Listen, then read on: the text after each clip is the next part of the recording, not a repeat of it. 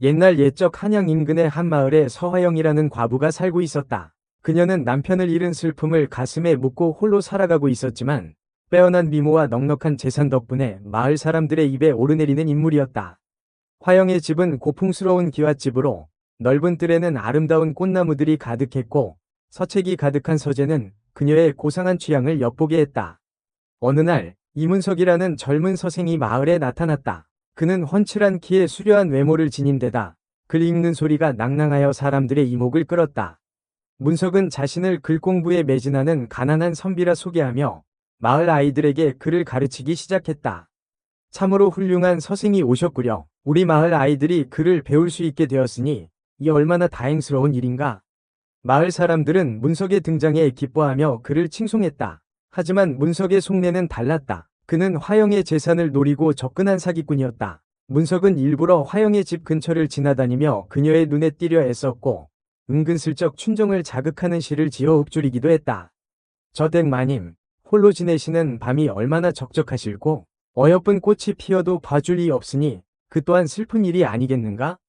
화영은 처음에는 문석에게 경계심을 가졌지만 그의 끈질긴 구애와 감미로운 시구에 점차 마음이 흔들리기 시작했다. 문석은 마치 운명처럼 화영의 앞에 나타나 그녀의 고민을 들어주고 따뜻한 위로를 건네주었다. 마님, 세상에 홀로 존재하는 것은 아무것도 없습니다. 저 달도 별이 있기에 외롭지 않고 저 꽃도 나비가 찾아오기에 아름다운 것입니다. 마님 곁에도 제가 있지 않습니까? 문석의 말은 화영의 얼어붙은 마음을 녹였다. 그녀는 점점 문석에게 위지하게 되었고 그를 집안에 들이는 것까지 허락하고 말았다. 화영의 곁에는 월매라는 충직한 몸종이 있었다. 월매는 문석의 번드르르한 말솜씨와 수상쩍은 행동을 경계했지만 화영은 이미 문석에게 푹 빠져 월매의 말을 귀담아 듣지 않았다. 월매야, 너무 걱정하지 말거라. 문석 도령은 그저 글 읽는 선비일 뿐이다. 내게 어찌 해를 끼치겠느냐? 마님, 저 차의 눈빛이 심상치 않습니다. 부디 조심하셔야 합니다. 월매는 문석이 화영에게 값비싼 선물을 요구하고 돈을 빌려가는 것을 보며 불안감을 감추지 못했다. 하지만 화영은 문석의 달콤한 말에 속아 그를 감싸기만 했다. 문석 도령이 내게 귀한 비단옷을 선물해 달라 하더구나. 그동안 내게 해준 것이 얼만데 이 정도는 아무것도 아니지. 마님, 정신 차리십시오. 저자는 마님의 재산을 노리고 접근한 것입니다. 월매의 간절한 외침에도 불구하고 화영은 문석의 덫에 점점 더 깊이 빠져들고 있었다. 어느덧 문석은 화영의 집에서 머슴처럼 지내게 되었고 둘 사이에는 은밀한 소문이 퍼지기 시작했다. 마을에는 화영을 흠모하던 조진사라는 부유한 자가 있었다. 조진사는 문석과 화영의 관계에 질투심을 느끼고 사람들에게 헛소문을 퍼뜨렸다. 밤마다 서화영이 방에서 이상한 소리가 들린다지 뭡니까? 아무래도 젊은 남자와 놀아나는 게 분명해요.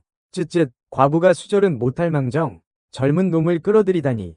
가문이 수치가 따로 없구먼. 마을 사람들은 조진사의 말을 듣고 수군거리기 시작했다. 문석은 이런 소문을 더욱 부추겼다.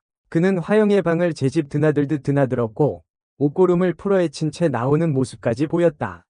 이보게, 어젯밤에도 서화영이 방에서 문석 도령과 함께 밤을 새웠다는군. 아주 대놓고 정분을 나누는 모양이야. 그러게 말일세. 젊은 과부가 혼자 살기 적적했나 보지. 쌍장지읒. 문석의 행동은 점점 더 대담해졌고 소문은 걷잡을 수 없이 커져만 갔다. 화영은 이런 소문을 알면서도 문석을 믿었고 오히려 그를 더욱 감싸고 돌았다. 도령, 사람들이 우리 사이를 오해하고 있어. 어찌하면 좋겠소? 마님, 걱정 마십시오. 제가 다 알아서 하겠습니다. 저들은 그저 질투심에 눈이 멀어 헛소문을 퍼뜨리는 것뿐입니다. 문석은 교활한 미소를 지으며 화영을 안심시켰다. 하지만 그의 속셈은 따로 있었다. 그는 화영의 재산을 가로채기 위해 더욱 치밀한 계획을 세우고 있었다. 그는 화영에게 더욱 값비싼 선물을 요구하고 돈을 빌려갔다. 화영은 문석의 요구를 거절하지 못하고 점점 더 많은 재산을 내어주게 되었다. 어느 날 문석은 화영에게 뜻밖의 제안을 했다. 마님, 제가 마님을 위해 큰 돈을 벌어다 드릴 수 있습니다. 한양에 가서 좋은 물건을 뱅키다 팔면 큰 이익을 남길 수 있습니다. 정말이요? 하지만 한양까지 가는 길은 험하고 위험하지 않소? 걱정 마십시오. 제가 다 알아서 하겠습니다. 마님은 그저 제게 미천만 조금 빌려주시면 됩니다. 화영은 문석의 말을 믿고 그에게 큰 돈을 빌려주었다. 하지만 문석은 그 돈을 가지고 한양으로 도망쳐버렸다. 화영은 그제야 문석에게 속았다는 것을 깨달았지만 이미 때는 늦었다. 월매는 화영에게 달려와 울부짖었다. 마님, 제가 뭘 했습니까? 저자는 처음부터 마님을 속일 생각이었어요. 내 어리석었구나. 월매, 내 말을 듣지 않은 내가 어리석였어. 화영은 땅을 치며 후회했지만 이미 엎질러진 물이었다. 그녀는 문석에게 모든 재산을 잃고 빚까지 지게 되었다. 화영은 절망에 빠져 하루하루를 보내고 있었다. 그러던 어느 날 뜻밖의 소식이 들려왔다. 문석이 형조에 화영을 고소했다는 것이었다. 뭐라고? 문석 도령이 나를 고소했다고? 예, 마님. 문석 도령이 마님과 오랫동안 사통했는데 갑자기 언약을 저버렸다며 고소장을 냈다고 합니다. 화영은 믿을 수 없었다. 문석이 자신을 속이고 재산을 가로챈 것도 모자라 오히려 자신을 고소하다니. 그녀는 분노와 슬픔에 휩싸였다. 이런 괘씸한 놈, 내 반드시 내 놈의 죄를 밝혀내고 말겠다. 화영은 문석에게 복수하기 위해 형조로 향했다. 형조에는 이미 많은 사람들이 모여 있었다. 그들은 화영과 문석의 이야기를 듣기 위해 몰려든 구경꾼들이었다. 저 여자가 바로 서화영인가? 쯧쯧, 젊은 과부가 남자를 밝히다가 결국 이런 꼴을 당하는구먼. 사람들은 화영을 손가락질하며 수군거렸다. 화영은 수치심에 고개를 들 수 없었다. 하지만 그녀는 결코 물러서지 않았다. 재판이 시작되고 최판관이 등장했다. 최판관은 엄정한 표정으로 화영과 문석을 번갈아 보았다. 고소장의 내용이 사실이냐? 예, 판관 어른. 저는 저 여인과 눈이 맞아 함께 살았습니다. 그런데 갑자기 저를 버리고 내쫓으려 하기에 억울하여 고소한 것입니다. 문석은 뻔뻔스럽게 거짓말을 늘어놓았다. 화영은 분노에 찬 목소리로 반박했다. 판관 어른, 억울합니다. 저는 저자가 오갈 데 없이 떠도는 것이 안타까워 제 집에 머물게 해주었을 뿐입니다. 집안일을 하며 스스로 머슴이 되겠다고 하기에 받아준 것이지 절대 마음을 나눈 적은 없습니다. 증자가 있느냐? 문석은 준비해온 증거들을 내놓았다. 그것은 화영이 그에게 주었던 선물들과 돈이었다. 어느 여인이 정분을 나누지도 않은 자에게 이런 귀한 선물들을 내어준단 말입니까? 이 모든 것은 저 여인이 제게 사랑을 속삭이며 건네준 것입니다. 화영은 더욱 억울해졌다. 판관 어른, 저것은 사랑의 증표가 아닙니다. 그저 집안일을 도와주고 제 고민을 들어주었기에 고마운 마음에 준 것일 뿐입니다. 하지만 사람들은 이미 문석의 말에 넘어가 있었다. 그들은 화영을 비난하며 야유를 퍼부었다. 우리가 다 보았는데 무슨 거짓말을 하는 게요? 마을 사람들 중 자네들이 그렇고 그런 사이라는 걸 모르는 자가 없어. 화영은 절망적인 상황에 놓였다. 모든 증거와 증언이 그녀에게 불리하게 돌아가고 있었다. 그녀는 이대로 문석의 함정에 빠져 억울한 누명을 쓰고 종으로 전락할 위기에 처했다. 화영은 마지막 희망을 걸고 최판관에게 간청했다. 판관 어른, 제 마지막 청이 있사오니 부디 들어주시옵소서. 최판관은 화영의 애절한 눈빛을 보고 그녀의 말을 들어보기로 했다. 말해보거라. 천한 몸이 은밀히 말씀드리고자 하오니 잠시 좌우를 물려주시옵소서. 최판관은 관노들을 물리고 화영과 단둘이 남았다.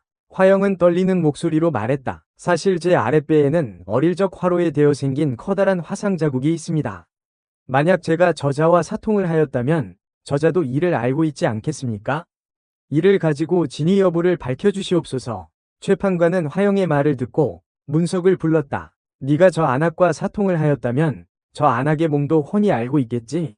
물론입니다. 판관 어른. 그렇다면 저 안악의 몸 은밀한 곳에 증명할 만한 무슨 표적이라도 있더냐? 문석은 위기양양하게 대답했다. 왜 없겠소이까? 저 여인의 아랫배에는 커다란 화상 자국이 있사옵니다. 큰 흉터인지라 안 보일 수가 없지요. 하여 정을 나눈 후 흉터를 어루만지기에 어찌 생긴 것이냐 물으니 어릴 적 불에 된 자국이라 제게 말해준 적이 있사옵니다. 최판관은 문석의 뻔뻔한 거짓말에 분노했다. 이런 고얀 놈, 감히 나를 속이려 하다니. 최판관은 문석을 끌어내라고 명했다. 그때 화영이 갑자기 벌떡 일어나 외쳤다. 이제 저는 죽어서도 결백한 귀신이 될 수 있겠습니다. 그러더니 대뜸 제 저고리를 풀고 속옷을 벗어 맨몸을 드러냈다. 사람들은 경악하며 소리를 질렀다. 화영의 아랫배는 백옥같이 희고 깨끗했다. 그 어디에도 화상 자국은 없었다. 저자는 언변이 뛰어나고 사람 홀리는 재주가 있습니다. 하여 저를 모함할 정도의 계획을 세웠다면 분명 사람을 매수했을 것이라 생각했지요. 그렇기에 제가 판관 어른께 거짓을 고한 것입니다. 이제 진정 누가 거짓말을 하는지 아시겠습니까? 최판관은 그제야 모든 진실을 깨달았다. 그는 문석을 엄하게 신문했고 문석은 결국 자신의 죄를 자백했다. 사실대로 말씀드리겠습니다. 저 여인의 재산을 가로채려 했으나 마음대로 되지 않아 화가 난 나머지 헛된 소문을 유포하고 거짓 상소까지 올렸습니다.